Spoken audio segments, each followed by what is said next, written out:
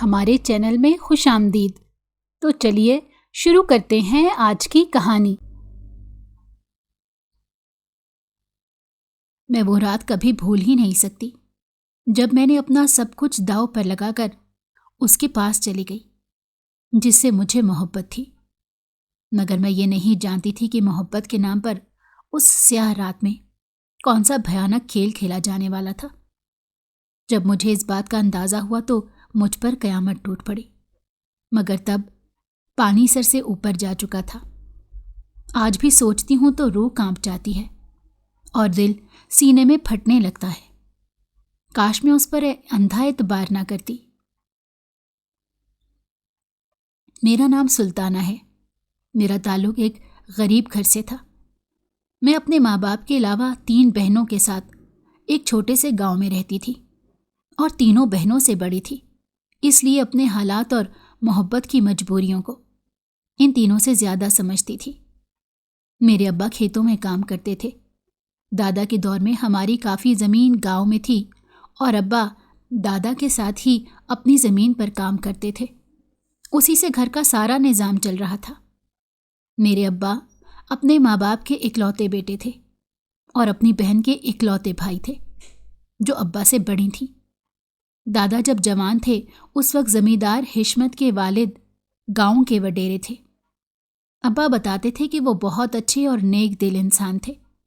انہوں نے کبھی گاؤں والوں کے ساتھ کوئی زیادتی نہیں کی تھی، بلکہ ہمیشہ اپنے گاؤں والوں کے حق کی خاطر آواز بھی اٹھائی تھی اور گاؤں میں کافی فلاحی کام بھی کرتے تھے، یہاں تک کہ گاؤں کے وہ لوگ جو بہت زیادہ غریب تھے اور جن کے پاس زمین نہیں تھی، وڈیرا ان کی ہر مہینے مالی مدد بھی کرتا تھا اور انہیں کام دلوانے کی کوشش بھی کرتا تھا۔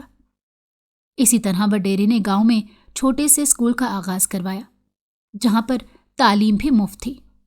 اس وقت گاؤں میں مختلف فلاحی اداروں میں کام کرنے والے بھی چکر لگاتے تھے اور گاؤں کے لوگوں کو مختلف چیزوں اور ان کے حقوق کے بارے میں سمجھایا کرتے تھے، مگر یہ سب کچھ صرف بڑے وڈیرے کے دور میں ہوتا تھا۔ دادا دادی سمیت باقی گاؤں والے بھی خوشحال زندگی گزار رہے تھے۔ بڑے وڈیرے کے 2 بیٹے اور 1 بیٹی تھی۔ بڑا بیٹا تو پڑھا لکھا نہیں تھا، مگر چھوٹے بیٹے کو وڈیرے نے پڑھنے کے لیے شہر بھیج رکھا تھا، جبکہ بیٹی سب سے چھوٹی تھی۔ وہ اسے بھی پڑھائی کے سلسلے میں شہر بھیجنا چاہتے تھے، مگر جب اس نے گاؤں کے اسکول سے 8ویں پاس کر لی تو ایک دن اچانک وڈیرے کو فالج کا اٹیک ہو گیا اور وہ بستر سے لگ گیا۔ اس وقت وڈیرے کا چھوٹا بیٹا میٹرک میں تھا، اس لیے اس کی گھر میں بالکل بھی نہیں چلتی تھی، جبکہ بڑا بیٹا 20 سال کا تھا اور اس کا مزاج بھی اپنے باپ اور بہن بھائیوں سے بالکل مختلف تھا۔ اس نے شروع میں تو باپ کا علاج شہر کے ایک بڑے اسپتال میں کروایا، مگر جب ڈاکٹروں نے جواب دے دیا کہ اب وڈیرا اپنی باقی زندگی بستر پر ہی گزارے گا تو جیسے بڑے بیٹے حشمت کو کھلی چھوٹ مل گئی۔ اس نے دنیا دکھاوے اور بہن بھائیوں سمیت ماں کو مطمئن کرنے کے لیے اپنے باپ کی خدمت پر 2 ملازموں کو لگا دیا اور ایک نرس بھی باقاعدگی سے ان کی دیکھ بھال کے لیے حویلی میں آنے لگی تھی، مگر وہ خود اقتدار کا بھوکا تھا۔ وہ تو یہی چاہتا تھا کہ کب اس کا باپ دنیا سے جائے اور اسے وڈیرا بن کر گاؤں پر حکمرانی کرنے کا موقع ملے۔ باپ کو جب فالج ہوا تو اسے بڑی آسانی سے یہ موقع مل گیا۔ اس نے پنچایت اور گاؤں والوں کو اکٹھا کیا اور سب کے سامنے وڈیرے کی پگڑی حشمت کے سر پر رکھ کر اسے وڈیرا بنا دیا گیا۔ یہی تو اس کا مقصد اور خواب تھا۔ حشمت نے باپ کی جگہ تو لے لی تھی، مگر وہ بالکل بھی اپنے باپ جیسا نہیں تھا۔ اس کا باپ جتنا رحم دل اور ذمہ دار انسان تھا، حشمت اتنا ہی سخت دل اور غیر ذمہ دار نکلا۔ اس کے نزدیک گاؤں کے لوگ انسان نہیں بلکہ کیڑے مکوڑے تھے، یا پھر شاید کیڑے مکوڑوں سے بھی کم حیثیت کے مالک تھے۔ وہ اتنا بد مزاج اور مغرور انسان تھا کہ اس نے گاؤں والوں کا حویلی میں آنا جانا بند کر دیا، کیونکہ اس کے والد کے دور میں حویلی کا دروازہ ہر چھوٹے بڑے انسان کے لیے کھلا رہتا تھا۔ گاؤں کے کسی بھی گھر اور طبقے سے تعلق رکھنے والا کوئی بھی مشکل کا مارا انسان حویلی میں وڈیرے سے مدد مانگنے چلا جاتا تھا اور وڈیرے نے کبھی بھی کسی کو خالی ہاتھ نہیں لوٹایا تھا۔ حشمت نے سب سے پہلے اپنے باپ کا یہ اصول اور قانون ختم کر دیا۔ حویلی کے بڑے گیٹ پر پہرے دار بٹھا دیے اور کسی بھی گاؤں والے کو وڈیرے کی اجازت کے بغیر حویلی میں داخل ہونے کی اجازت نہیں تھی۔ صرف وہی لوگ اندر جاتے تھے جو حویلی میں کام کرتے تھے یا حشمت کے آگے پیچھے پھرتے تھے۔ اس کے بعد دوسرا اہم کام جو بند کیا وہ غریبوں اور ضرورت مندوں کی مدد کرنا تھا۔ اس نے سب کے لیے ہر وہ امداد بند کر دی جو حویلی کی طرف سے کی جاتی تھی، جس کی وجہ سے گاؤں میں بدحالی اور غربت بڑھنے لگی۔ لوگ پریشان رہنے لگے تھے اور کام کاج کے سلسلے میں گاؤں سے باہر جانے لگے۔ مگر وڈیرے کو کوئی فرق نہیں پڑتا تھا کہ اس کے گاؤں والے پریشان یا تنگ ہو رہے ہیں، حالانکہ وہ ایک طرح سے گاؤں والوں کا حکمران تھا، جس حساب سے اس کی ذمہ داری بھی بہت تھی۔ مگر نہ جانے وہ اپنے آپ کو کیا سمجھتا تھا۔ اس کے اس ظالمانہ اور غیر ذمہ دارانہ رویے کی وجہ سے گاؤں والے اس کی عزت بھی نہیں کرتے تھے۔ مگر دھیرے دھیرے حالات اس قدر پیچیدہ ہوتے جا رہے تھے کہ گاؤں والوں کو اپنی زمینیں بیچنی پڑ گئیں۔ ستم تو یہ تھا کہ کوئی بھی گاؤں والا اپنی زمین کسی باہر والے کو نہیں بیچ سکتا تھا، کیونکہ وڈیرے نے اس بات پر بھی پابندی لگا رکھی تھی۔ وہ خود گاؤں والوں سے ان کی زمین اونے پونے دام میں خریدتا تاکہ سارے گاؤں پر اس کا قبضہ بھی ہو جائے اور زمین بھی ہاتھ سے نہ نکلے۔ اس وجہ سے لوگ بھی زمین کا آدھا یا آدھے سے زیادہ حصہ بیچنے پر مجبور تھے، کیونکہ وہ جانتے تھے کہ اگر ساری زمین بیچ دیں گے تو ان کا کوئی آمدنی کا ذریعہ نہیں بچے گا، اور وڈیرے سے تو اب کسی کو کوئی امید نہیں تھی۔ ایسے ہی 2 سال گزر گئے اور ان 2 سالوں میں حشمت وڈیرے کے فالج زلہ والد بھی دنیا سے کوچ کر گئے۔ ویسے بھی جو 2 سال انہوں نے فالج کی حالت میں بستر پر گزارے تھے وہ ان کے لیے بہت تکلیف دہ تھے، کیونکہ انہیں اپنے بیٹے کے مزاج اور عادتوں کا اندازہ تھا کہ وہ کس حد تک جا سکتا ہے، مگر وہ بیچارے تو بیماری کی حالت میں اپنے کمرے تک محدود ہو گئے تھے۔ وڈیرے کی بیوی اور بیٹی ان کا خیال رکھتی تھی، مگر بڑے بیٹے نے تو کبھی باپ کے پاس بیٹھ کر اس کا حال تک نہیں پوچھا تھا۔ وہ بس اپنے باپ کے ملازم اور نرس وغیرہ کا انتظام کر کے اسے ملازموں کے ہاتھوں میں سونپ کر اپنے آپ کو سرخرو سمجھ رہا تھا۔ وڈیرے حشمت نے تو اپنے بیمار باپ کی خواہش کا بھی خیال نہیں رکھا اور اپنی بہن کو پڑھنے کے لیے شہر نہیں بھیجا۔ وڈیرے کا کہنا تھا کہ شہر میں جا کر تو لڑکے بگڑ جاتے ہیں، یہ تو پھر لڑکی ہے، اور میں نہیں چاہتا کہ میرے باپ دادا کی عزت شہر کی گلیوں میں رسوا ہوتی پھرے۔ ایسے میں ماں بیٹی بھلا کیا کر سکتی تھیں؟ انہیں اپنے چھوٹے بیٹے اور بھائی سے ہی ساری امیدیں تھیں، کیونکہ بڑے کے تو رنگ سب سے زیادہ وہی دیکھ رہی تھی۔ باپ کے گزر جانے کے بعد وڈیرے نے 2 مہینے مشکل سے گزارے اور ماں کو حکم دے دیا کہ وہ شادی کرنا چاہتا ہے، اس لیے اس کے لیے کوئی خوبصورت سی لڑکی تلاش کی جائے۔ ماں نے سوچا کہ ہو سکتا ہے شادی کے بعد اس کے مزاج اور رویے میں کوئی اچھی تبدیلی آ جائے، اس لیے اس نے بھی بیٹے کے لیے آس پاس کے گاؤں کی وڈیروں کے ہاں رشتے دیکھنا شروع کر دیے اور اپنی برادری میں بھی بات چلائی، مگر وڈیرے کو برادری سے تو کسی لڑکی کا رشتہ نہیں ملا۔ البتہ سب حشمت وڈیرے کے چھوٹے بھائی کو اپنی بیٹی دینے کے لیے تیار تھے، مگر بڑے کے لیے کسی نے ہاں نہیں کی، تو مجبوراً وڈیرے کی ماں نے غیر برادری میں رشتہ دیکھنا شروع کر دیا۔ ایک دور کے گاؤں کے وڈیرے نے اپنی بیٹی کا رشتہ حشمت کے ساتھ کر دیا، کیونکہ ان کے ہاں بیٹیوں کو جہیز کے نام پر زمین وغیرہ دینے کا کوئی رواج نہیں تھا۔ ہاں، لیکن وہ بیٹیوں کو گھر پر بھی بٹھا کر نہیں رکھتے تھے، اور انہوں نے شادی سے پہلے ہی یہ بات حشمت اور اس کے گھر والوں کو صاف صاف بتا دی، مگر حشمت کو اس بات سے کوئی فرق نہیں پڑتا تھا، کیونکہ اس کی اپنی بہت زمین جائیداد تھی۔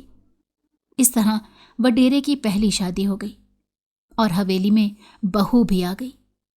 وڈیرا جس ذہنیت کا مالک تھا اس نے اپنی بیوی کو شروع سے ہی دبا کر رکھا تاکہ وہ حد سے باہر جانے کی کبھی کوشش نہ کرے۔ وڈیرے کا خیال تھا کہ عورت مرد کی محکوم ہوتی ہے، اس لیے عورت کو وہی کرنا چاہیے جو اس کا مرد چاہتا ہو۔ حویلی کی چار دیواری میں کیا ہوتا تھا اور کیا نہیں، اس کے بارے میں تو گاؤں والے قیاس آرائیاں ضرور کرتے تھے، مگر کوئی بھی حتمی رائے نہیں رکھتا تھا۔ البتہ حویلی سے باہر پورے گاؤں میں اب صرف وڈیرے کے حکم کا سکہ چلتا تھا۔ انہی دنوں میں دادا اور دادی نے ابا اور ان کی بہن کی شادی کا ارادہ کیا اور دونوں کے لیے مناسب رشتے بھی دیکھ لیے، مگر گھر کے حالات باقی سب گاؤں والوں کی طرح کچھ اچھے نہیں تھے اور بیٹی کو خالی ہاتھ گھر سے رخصت بھی نہیں کیا جا سکتا تھا۔ اس لیے دادا نے وڈیرے سے مدد مانگی تو اس نے صاف انکار کر دیا۔ پھر دادا مجبور ہو کر قرض مانگنے چلے گئے تو وڈیرے نے کہا کہ اپنی زمین میرے پاس گروی رکھ دو، جب قرض کے پیسے لوٹا کو دو گے تو زمین بھی واپس تمہیں مل جائے گی۔ دادا کو مجبوری میں یہ کرنا پڑا اور آدھی زمین وڈیرے کے پاس گروی رکھوا کے دادا نے قرض اٹھا لیا اور اپنی بیٹی کا حصہ بھی انہیں دیا، اور دونوں بچوں کی شادیاں بھی خوش اسلوبی کے ساتھ طے پا گئی۔ میری پھپھو بیاہ کر دوسرے گاؤں میں گئی تھیں اور اسی گاؤں سے میری اماں دلہن بن کر ابا کے گھر میں آئی تھیں۔ دادا اور میرے ابا اپنی آدھی زمین پر محنت مزدوری کر کے گھر چلا رہے تھے، مگر انہوں نے پہلے سے زیادہ کام کرنا شروع کر دیا کیونکہ وہ چاہتے تھے کہ جلد از جلد وڈیرے کا قرضہ اتر جائے اور ساری زمین واپس ان کے پاس آ جائے۔ دادا کا خیال تھا کہ 1.5 سال کے عرصے میں سارا قرضہ اتر جائے گا اور زمین بھی انہیں واپس مل جائے گی، مگر جو سوچ کر انہوں نے اتنا بڑا قدم اٹھایا تھا، انہیں کیا معلوم تھا کہ کچھ بھی ویسا نہیں ہوگا۔ اب ماں باپ کی شادی کو بھی 1 سال پورا ہو گیا تھا۔ دادا ہر مہینے حویلی میں جا کر قرض کی قسط بھی اتار دیتے تھے۔ وہ ابا کو بھی لازمی ساتھ لے کر جاتے تھے تاکہ ان کے سامنے سارے معاملات طے ہوتے رہیں۔ اسی طرح مزید 6 مہینے بھی گزر گئے۔ تب اماں اور ابا کی زندگی میں ان کی پہلی اولاد کے روپ میں جس نے قدم رکھا وہ میں تھی۔ اماں ابا سمیت دادا دادی بھی بہت خوش تھے اور سب کو یقین تھا کہ اللہ کی رحمت گھر میں آ جانے کے بعد گھر کے حالات بالکل ٹھیک ہو جائیں گے اور سارا قرض بھی اتر جائے گا۔ حالانکہ دادا اور میرے ابا جان آدھے سے زیادہ قرض تو اتار بھی چکے تھے، اس کے باوجود وڈیرا یہی کہتا تھا کہ جب تک قرض کی آخری کی قسط ادا نہیں ہوگی تب تک زمین کے کاغذات واپس نہیں ملیں گے۔ دادا کو اسی بات کا انتظار تھا کہ جلد از جلد وہ دن بھی آ جائے جب ان کے بچوں کی امانت انہیں واپس مل جائے گی، مگر ایسا ہونے سے پہلے ہی ایک سیاہ دن ابا کی زندگی میں آ گیا۔ اس دن دادا کھیتوں پر کام کر رہے تھے اور اچانک سے سینے پر ہاتھ رکھ کر وہ زمین پر گر گئے۔ ابا نے وہاں موجود باقی کسانوں کی مدد سے دادا کو اٹھایا اور گاؤں کے اسپتال میں لے گئے، جہاں پر انہیں ابتدائی طبی امداد دی گئی، مگر ڈاکٹروں کا کہنا تھا کہ ہمارے پاس ایسی مشینیں نہیں ہیں، اس لیے مجبوراً دادا کو شہر لے کر جانا پڑا۔ دادا کے دل کا ایک والو بند تھا اور دوسرا بھی ٹھیک سے کام نہیں کر رہا تھا، اس وجہ سے انہیں ہارٹ اٹیک ہوا تھا۔ ڈاکٹروں کا کہنا تھا کہ ان کا آپریشن کرنا پڑے گا ورنہ جان کا خطرہ ہو سکتا ہے، مگر آپریشن کے لیے پیسے ہونا بھی بہت ضروری تھا۔ صورتحال ایسی بن گئی کہ گھر میں آئی ہوئی پہلی خوشی بھی پھیکی پڑ گئی۔ سب بے حد پریشان تھے۔ تب ابا وڈیرے کے پاس حویلی میں گئے اور وڈیرے سے مدد مانگی، مگر اس نے صاف انکار کر دیا کہ میں تو پہلے ہی تم لوگوں کو قرضہ دے چکا ہوں جو اب تک تم لوگ لوٹا نہیں پائے، تو مزید مدد کیسے کر سکتا ہوں۔ ابا نے کہا کہ ہمارے قرضے کی صرف 4 قسطیں باقی ہیں، تھوڑا اور دے دو تو قسطیں بھی بڑھا لینا اور بے شک اوپر پیسے بھی لے لینا، مگر ابھی تو ابا کی زندگی کے لیے مجھے مدد کی سخت ضرورت ہے۔ مگر وڈیرا ٹس سے مس نہیں ہوا، بلکہ بڑے آرام سے ابا کو کہنے لگا کہ ٹھیک ہے، ابھی تو میں 1.5 لاکھ روپے دے دیتا ہوں، جاؤ اپنے باپ کا علاج کراؤ، باقی کے معاملات بعد میں دیکھیں گے۔ ابا پہلے ہی بڑے پریشان تھے، اس لیے ابا نے پیسے لیے اور فٹافٹ ہسپتال پہنچے۔ وہاں پر دادا کا آپریشن ہوا اور کچھ دن ہسپتال میں رہنے کے بعد دادا گھر واپس آ گئے۔ ڈاکٹروں نے انہیں کوئی بھی سخت کام کرنے سے منع کر دیا تھا، اس لیے ابا اکیلے ہی کھیتوں پر جانے لگے۔ وہ اتنے پریشان تھے کہ انہیں یہ بھی یاد نہیں رہا کہ حویلی میں جا کر وڈیرے سے مزید ملنے والے قرض کے بارے میں بات کر لیں، اور دادا کو اس بات کا علم نہیں تھا۔ وہ یہ سمجھ رہے تھے کہ اسپتال والوں نے ہی ان کے اوپر آنے والا آپریشن کا خرچہ برداشت کیا ہے۔ جب اس کا بات کو 15 دن گزر گئے اور ابا کو بھی حالات کے طوفان سے کچھ راحت ملی، تو انہیں یاد آیا کہ انہوں نے پیسے لیتے ہوئے وڈیرے سے کوئی کاغذی کارروائی نہیں کی تھی۔ ابا نے گلی میں رہنے والے اپنے ایک دوست کو ساتھ لیا اور وڈیرے کی حویلی میں پہنچ گئے۔ وڈیرے نے کاغذات تیار کروا کے رکھے تھے۔ اس نے ابا کے سامنے کاغذات رکھ دیے اور ابا نے ان پر انگوٹھا لگا دیا۔ یہ بھی نہیں دیکھا کہ ان میں کیا لکھا گیا ہے، کیونکہ ابا تو پڑھے لکھے نہیں تھے اور ابا کا دوست بھی پڑھا لکھا نہیں تھا۔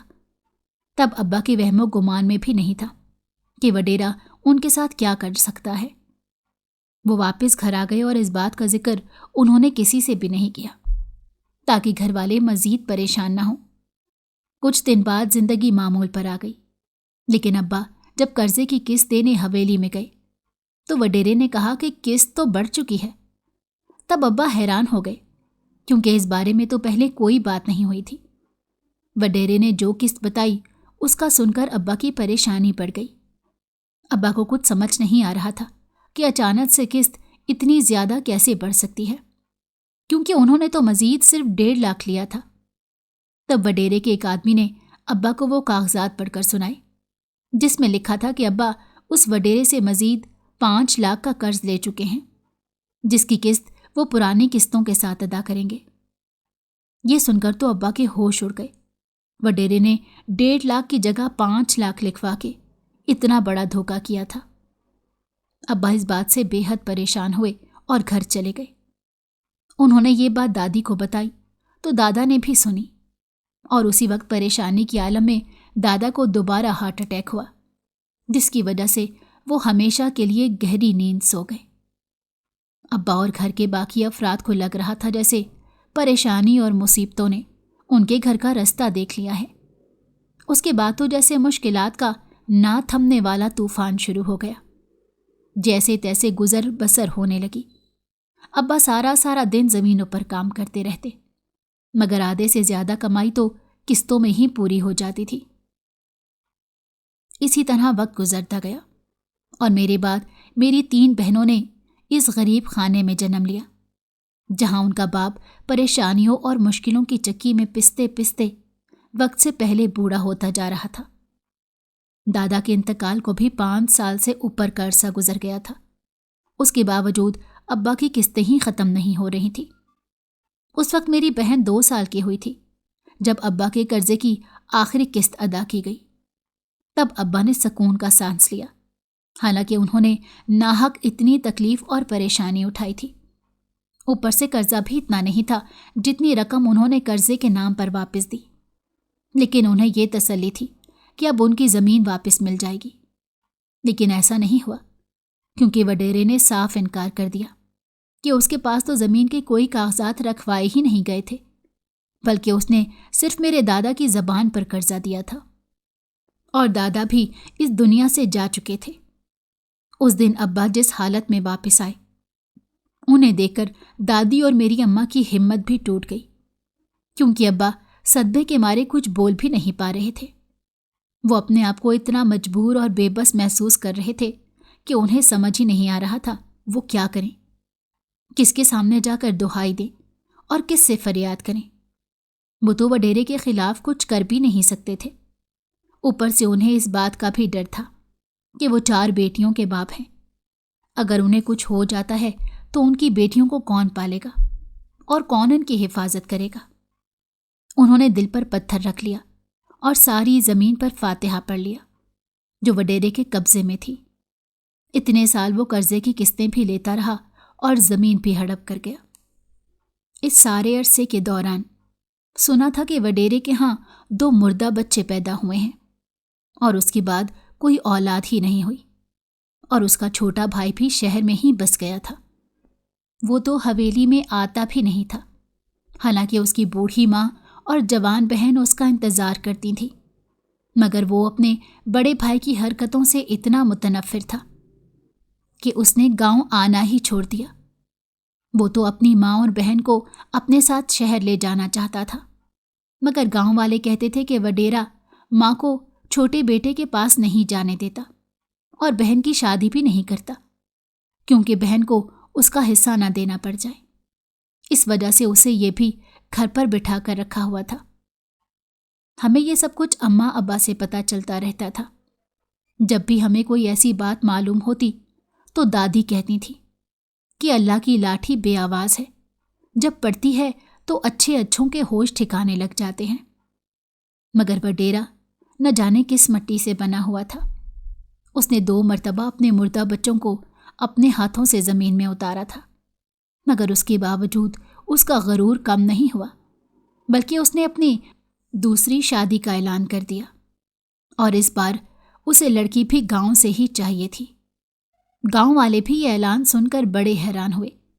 کچھ لوگوں نے تو خوشی کا اظہار کیا، کیونکہ وہ چاہتے تھے کہ وڈیرا شادی کے لیے ان کی بیٹی کا انتخاب کرے، تاکہ ان کی بیٹی حویلی کی بہو بن جائے اور ان کے بھی دن سنور جائیں۔ اس سلسلے میں وڈیرے نے پیغام بھجوایا کہ 18 سال کی کم عمر اور خوبصورت لڑکیوں کے ماں باپ انہیں اپنے ساتھ لا کر حویلی میں پہنچ جائیں، تاکہ وہ اپنے لیے نئی دلہن دیکھ سکے۔ کچھ لوگوں نے ایسا کیا بھی تھا۔ وہ لوگ اپنی بیٹیوں کو لے کر حویلی میں چلے گئے۔ وڈیرے نے سب کی بیٹیوں کو دیکھا اور جو اسے سب سے زیادہ پسند آئی اس سے شادی کرنے کا کہہ دیا۔ وہ لوگ ہمارے گھر سے تھوڑا ہی آگے رہتے تھے۔ دیکھتے ہی دیکھتے ان کے دن کیسے بدلے، اس پر سب گاؤں والے حیران تھے۔ وڈیرے نے وہاں شادی سے پہلے ہی ان کا گھر پکا بنوایا اور انہیں زمین بھی دی تھی۔ پھر وہ بڑی دھوم دھام سے ان کی بیٹی کو بیاہ کر لے گیا۔ اس کے بعد بھی ان کے گھر میں اناج کی بوریاں آتی رہتی تھیں، اور اب تو بھینسیں بھی ان کی اپنے تھیں۔ یہ سب کچھ دیکھ کر گاؤں والے پچھتانے لگ گئے کہ کاش ان کی بیٹی کا نصیب کھل جاتا تو ان کے بھی دن بدل جاتے، اور جو لوگ اپنی بیٹیوں کو نہیں لے کر گئے تھے وہ بھی پچھتا رہے تھے، مگر اب تو وہ شادی کر چکا تھا۔ وقت بڑی تیزی سے گزرنے لگا اور میں 16 سال کی ہو گئی۔ میری بہنیں بھی جوان ہو رہی تھیں۔ دادی کے انتقال کو بھی کافی سال گزر چکے تھے، مگر ہمارے گھر کے حالات نہ بدلے اور نہ ہی ہماری زندگیوں میں کچھ ایسا ہوا جس سے وقت بدلنے کی کوئی امید ہو۔ ابا پہلے کی طرح زمینوں پر کام کرتے تھے۔ جتنی زمین ابا کے پاس بچی تھی اس میں سے آدھی بھی ابا نے بیچ دی، کیونکہ اماں کو کینسر ہو گیا تھا اور ان کے علاج کے لیے کافی پیسہ خرچ ہو رہا تھا۔ ابا جو کماتے تھے وہ اماں کی دواؤں میں لگ جاتا تھا۔ پھر ابا نے زمین بیچ کر اماں کا علاج کروانا شروع کر دیا، جس سے کافی بہتری آئی تھی، مگر وہ پوری طرح ٹھیک نہیں ہوئی تھی۔ اماں کو یہ مرض پچھلے 2 سال سے تھا، اور 2 سال سے سارا گھر میں نے اور میری چھوٹی بہن نے سنبھال رکھا تھا۔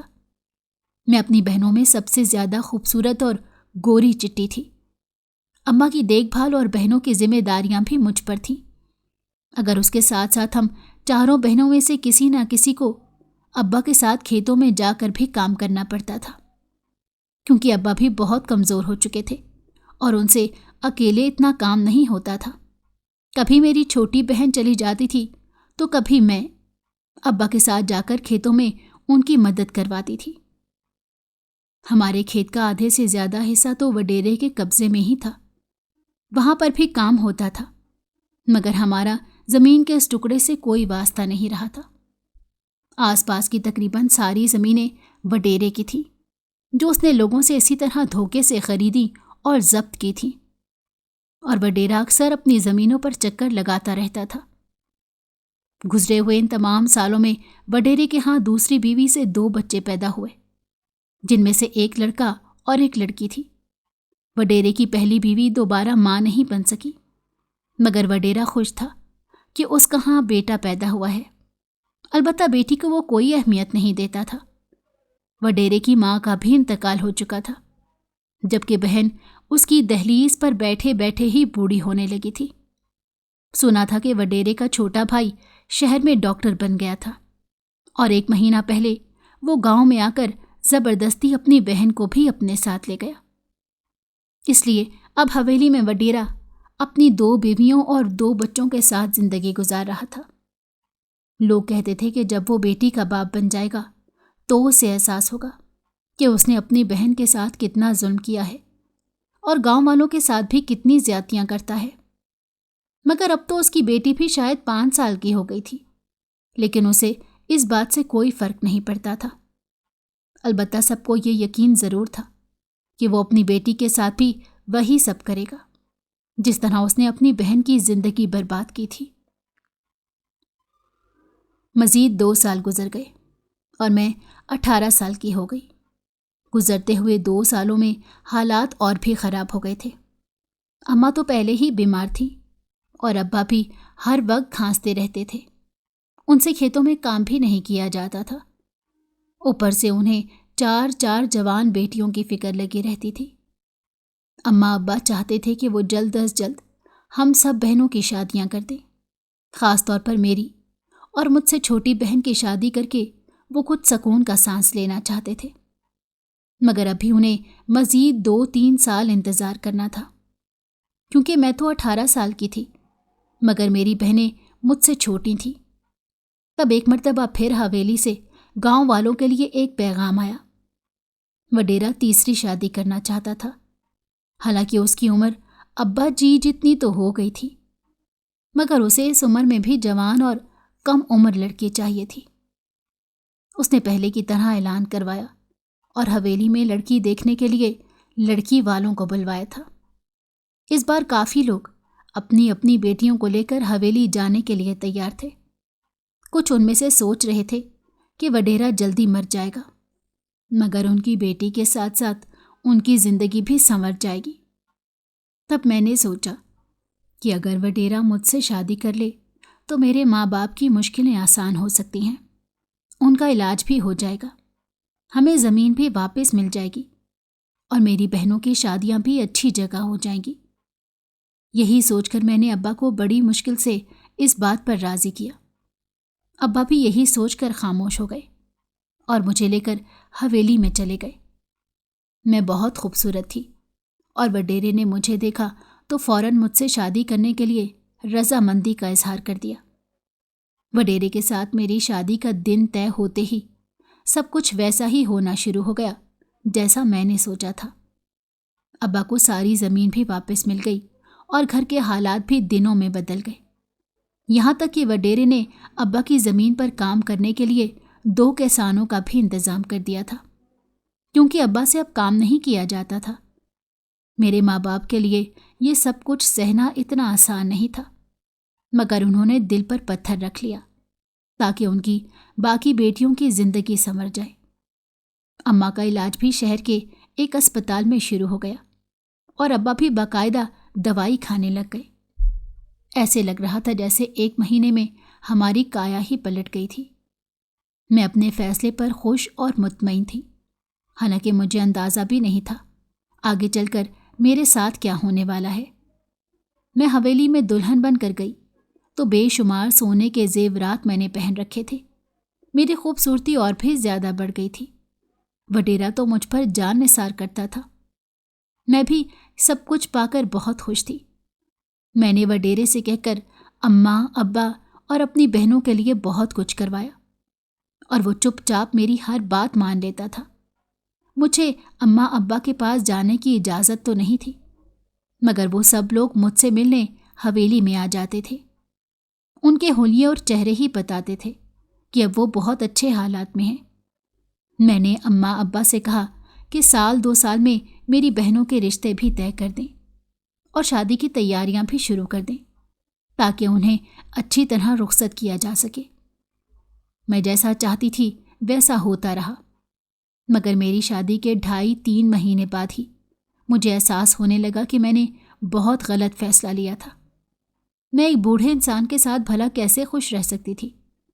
हवेली में वडेरे की पहली दोनों बीवियां भी मौजूद थीं, मगर ऐसे लगता था जैसे उनके मुंह में ज़बान ही नहीं है।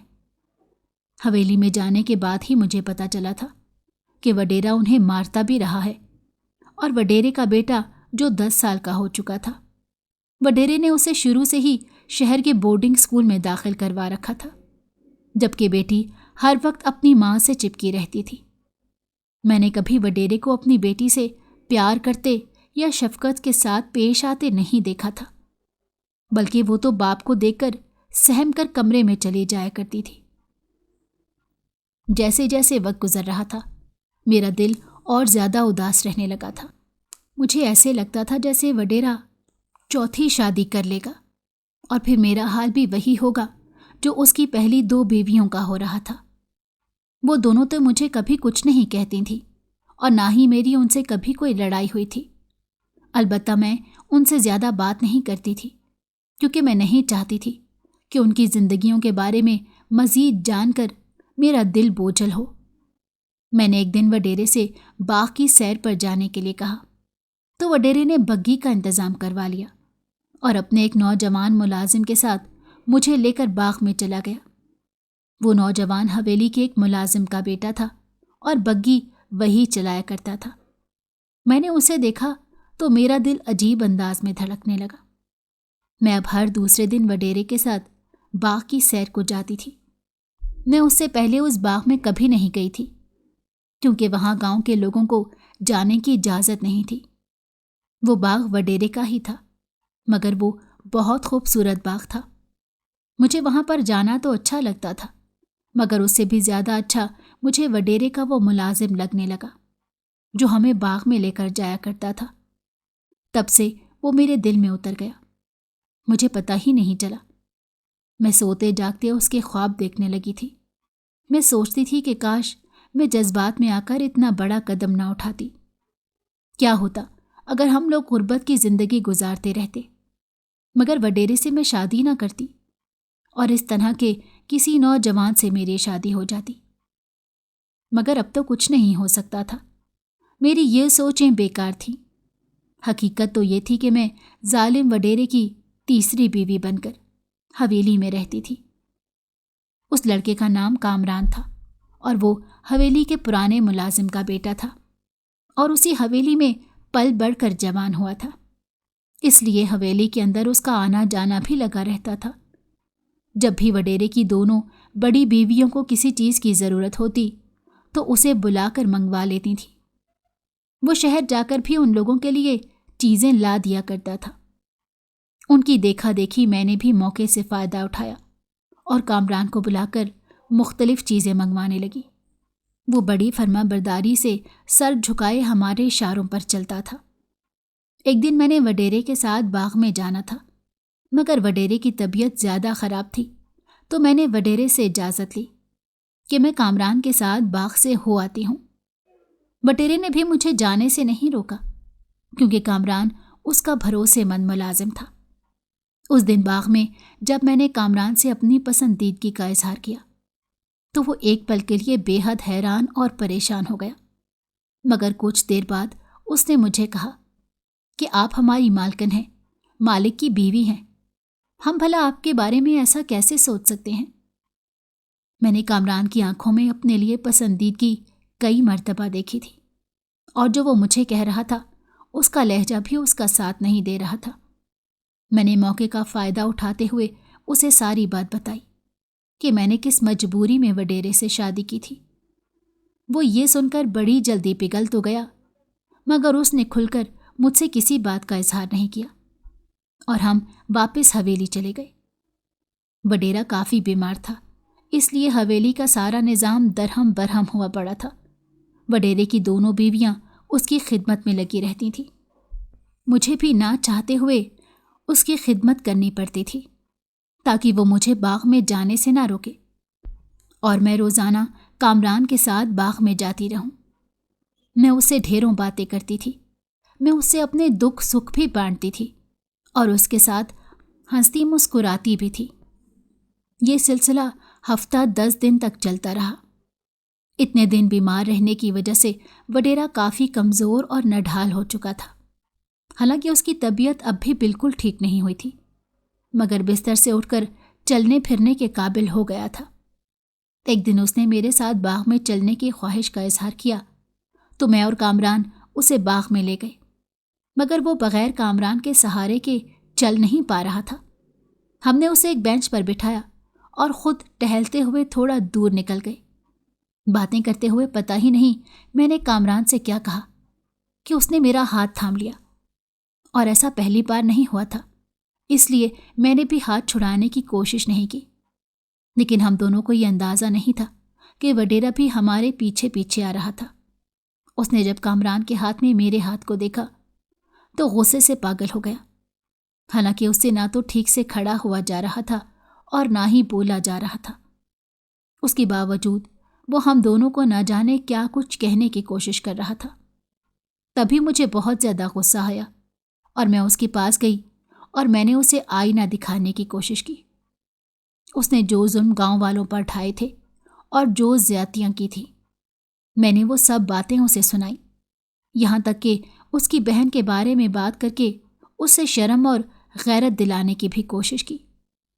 نہ جانے اس پر میری باتوں کا ایسا کیا اثر ہوا کہ وہ ایک دم خاموش ہو گیا۔ میں نے اسے کہا کہ میرے ماں باپ کو تم نے جس حال میں پہنچا دیا تھا، ان حالات کی وجہ سے مجبور ہو کر میں نے تم جیسے وحشی سے شادی کی، ورنہ میں تم پر کبھی تھوکنا بھی گوارا نہ کروں۔ میری بات سن کر وہ ایک دم سے لڑکھڑا گیا۔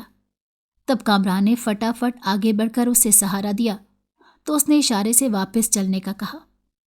میں اور کامران واپسی پر سارے راستے یہ سوچتے رہے کہ اب پتہ نہیں وہ حویلی میں جا کر ہمارے ساتھ کیا کرے گا، مگر وہ چپ چاپ اپنے کمرے میں جا کر بستر پر لیٹ گیا۔ میں سارا دن اسی کمرے میں بیٹھی رہی تاکہ مجھے پتہ چلے کہ اس نے کسی سے اگر کوئی بات کی ہے تو کس سلسلے میں کی، یا وہ اب ہم دونوں کے لیے کیا سوچ رہا ہوگا۔ مگر پورا دن گزرنے کے باوجود اس نے ایک لفظ منہ سے نہیں نکالا، بلکہ چپ چاپ لیٹا رہا۔ اس دن وڈیرے نے کھانا بھی نہیں کھایا تھا، حالانکہ اس کی بیوی کئی مرتبہ کھانا لے کر آئی اور دوا کا بھی کہتی رہی۔ جب رات کے اندھیرے بڑھنے لگے تو وڈیرے نے کہا کہ سب میرے کمرے سے چلے جائیں، میں سونا چاہتا ہوں۔ تب میں بھی چپ چاپ اٹھ کر دوسرے کمرے میں چلی گئی کہ جو ہوگا دیکھی جائے گی۔ مگر ساری رات مجھے نیند ہی نہیں آئی۔ عجیب عجیب سے خیال میرے دل میں آ رہے تھے کہ اب پتہ نہیں وہ میرے ماں باپ یا کامران کے ساتھ کیا کرے گا۔ مگر اگلی صبح ہم سب کے لیے بہت حیران کن تھی، کیونکہ رات کو سویا ہوا وڈیرا صبح اٹھا ہی نہیں تھا۔ وہ اتنی خاموشی کی موت مر گیا تھا کہ کسی نے سوچا بھی نہیں تھا کہ اس کے ساتھ کچھ ایسا ہوگا۔ وڈیرے کی اس خاموش موت نے پورے گاؤں کو عجیب سی کیفیت میں ڈال دیا تھا۔ لوگ سمجھ نہیں پا رہے تھے کہ اسے معاف کریں یا اس کے مرنے کے بعد بھی بد دعائیں دیں۔ میں نہیں جانتی کہ کس نے اسے معاف کیا یا نہیں کیا، مگر میں نے اپنے ابا کے کہنے پر اسے معاف کر دیا تھا۔ اس کے جانے کے بعد ہم تینوں نے اس کی بیوہ ہونے کی حیثیت سے عدت کے دن پورے کیے۔ جب وڈیرے کا انتقال ہوا تھا تب اس کی تدفین کے لیے اس کا چھوٹا بھائی بھی شہر سے آیا تھا اور بہن بھی اپنے شوہر کے ساتھ آئی تھی۔ اس کی شادی چھوٹے بھائی نے ہی کروائی تھی۔ وہ ایک ہفتہ گاؤں میں رہا اور اس نے وڈیرے کے سارے حساب کتاب دیکھے۔ اس کے بعد بھی وہ 3 مرتبہ گاؤں آیا تھا اور ہر چکر میں اس نے بہت سارے ایسے کام کیے جس سے وڈیرے کی آخری منزلیں آسان ہو سکتی تھیں۔ اس نے گاؤں والوں کے سارے حق بھی ان کو واپس کر دیے اور جس کے ساتھ جو زیادتیاں ہوئی تھیں ان کی تلافی کرنے کے لیے بھی پوری کوشش کی۔ اس نے اپنی بھتیجی کا داخلہ بھی اسکول میں کروایا اور اپنی بہن کو بھی جائیداد میں سے حصہ دیا تھا۔ اپنا حصہ بھی اس نے اپنے نام کیا اور باقی وڈیرے کی 3 بیویوں اور 2 بچوں کے نام کروا دیا۔ اس سلسلے میں کافی ٹائم گزرا تھا اور پھر میری عدت بھی پوری ہو گئی۔ اب تو وہ ایک مرتبہ پھر اپنی بہن کے ساتھ حویلی میں آیا۔ اس نے میرے ماں باپ کو بھی بلوا لیا تھا۔ وہ کہنے لگا کہ بڑی 2 بھابیاں تو اسی حویلی میں رہیں گی کیونکہ یہیں پر ان کی زندگی ہے اور بچے بھی ہیں، مگر چھوٹی بھابھی کو میں مجبور نہیں کروں گا کہ وہ ساری زندگی بیوگی کا چولا پہن کر یہاں بیٹھی رہیں۔ کامران سے میں بات کر چکا ہوں، وہ آپ کی بیٹی کا ہاتھ تھامنے کے لیے پورے دل سے راضی ہے۔ میں نے اپنے اسپتال میں ہی اس کی نوکری کا انتظام بھی کر دیا ہے اور ایک پلاٹ بھی اس کے نام کیا ہے، کیونکہ اس نے بھی اس حویلی کی بڑی خدمت کی ہے۔ اگر آپ لوگوں کو اعتراض نہ ہو تو اپنی بیٹی کا نکاح اس سے کر دیں۔ یہ سن کر تو اماں ابا بہت خوش ہو گئے اور میں بھی حیران ہو گئی کہ کیا ایسے بھی دن سنور سکتے ہیں۔ آج میں کامران کے ساتھ شہر میں ایک اچھی زندگی گزار رہی ہوں۔ وڈیرے کے چھوٹے بھائی اور بہن سمیت اس کی بیویوں سے بھی میرا میل جول باقی ہے۔ اماں ابا نے میری 2 بہنوں کی شادیاں اچھے گھروں میں کر دیں، جبکہ چوتھی کے ساتھ وہ گاؤں میں اپنے اسی گھر میں رہتے ہیں۔ بہت جلد اس کی بھی شادی ہو جائے گی۔ آج اتنے سال گزرنے کے باوجود بھی جب بھی وہ اپنی ساری زندگی یاد کرتی ہوں تو میری روح کانپ جاتی ہے۔ آپ سب کو میری کہانی کیسی لگی؟ کامنٹ میں اپنی رائے کا اظہار ضرور کریں اور یہ بھی بتائیں کہ میں نے وڈیرے سے شادی کرنے کا جو فیصلہ کیا وہ درست تھا یا نہیں۔